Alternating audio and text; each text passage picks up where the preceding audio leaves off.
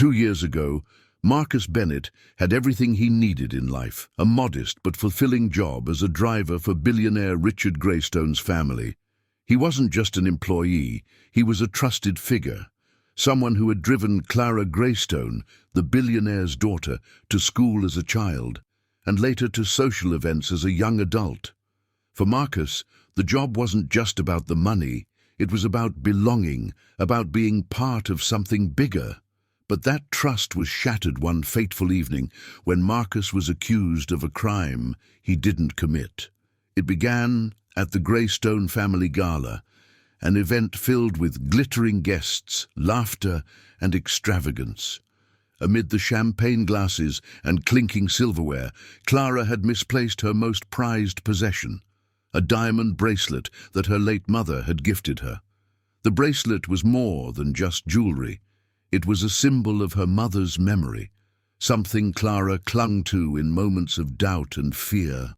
When Clara discovered the bracelet was missing, her panic quickly turned to suspicion, and her suspicion unfairly turned to Marcus. "Marcus was the last person in my room," Clara had said, her voice sharp and accusing. "He must have taken it. Who else could it be?" The words stung like a dagger. Marcus, standing in his uniform, tried to explain himself.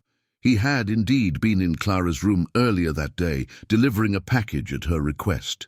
But he had never touched the bracelet. He wouldn't even dream of it.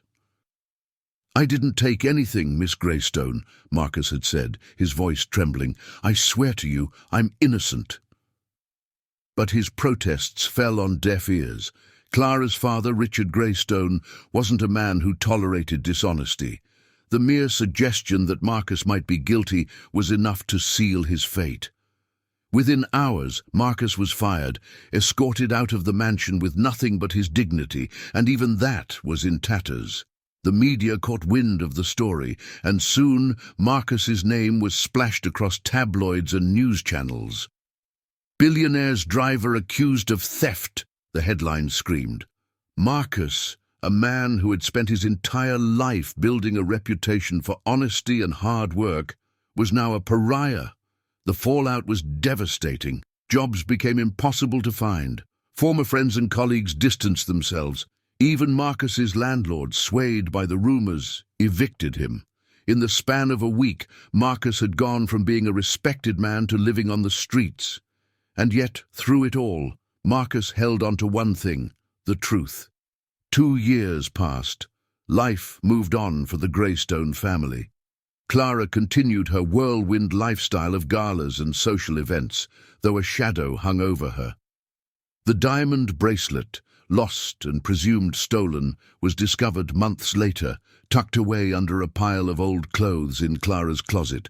The realization hit Clara like a tidal wave. Marcus had been innocent all along, but admitting the truth felt impossible.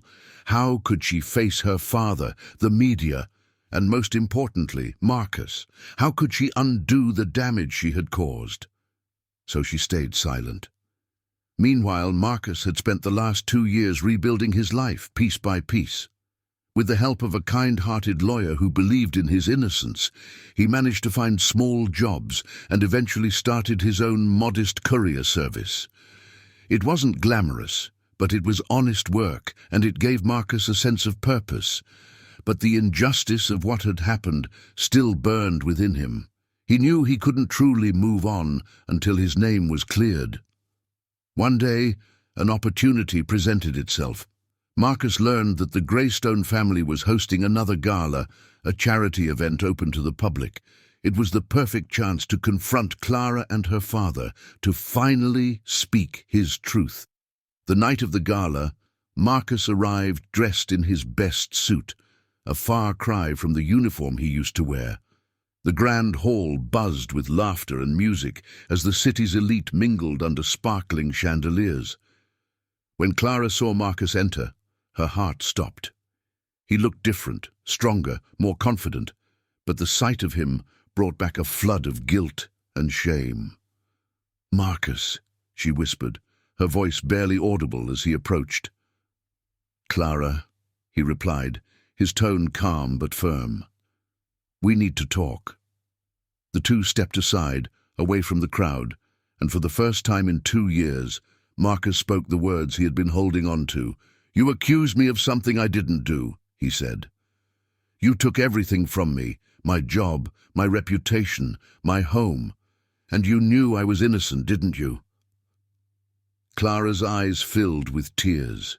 She nodded, unable to speak. "I found the bracelet months later," she finally admitted. "It was my fault. I was scared. I didn't know how to fix it." Marcus sighed, the weight of her confession both relieving and infuriating. "You could have told the truth," he said. "You could have spared me all this pain." "I'm sorry," Clara said, her voice breaking. "I'll do whatever it takes to make it right." Together they approached Richard Greystone, who was stunned to see Marcus after all this time. When Clara confessed everything, Richard's face turned pale. The man he had trusted for years, the man he had wrongfully accused, had been innocent all along. "Marcus," Richard said, his voice heavy with regret, "I don't know how to apologize for what we've done to you. I was wrong. We were wrong." For Marcus, the words were a start. In the weeks that followed, the Greystones publicly cleared Marcus's name. A press conference was held, where Clara tearfully admitted her mistake and apologized to Marcus in front of the world. The media, once eager to vilify Marcus, now hailed him as a symbol of resilience and integrity. Offers for jobs and partnerships poured in, but Marcus chose to stay with his courier service, expanding it into a thriving business. As for Clara, the experience changed her profoundly. She began volunteering at shelters and advocacy groups, using her platform to raise awareness about the consequences of false accusations. And while Marcus would never forget the pain he endured, he found a sense of closure in the Greystones' efforts to make amends. Share your thought in the comments below, and if you enjoyed the video, please consider subscribing to my channel. I pour my heart into crafting stories like this for you, and your support is the one helps me keep going. I appreciate having you on this journey,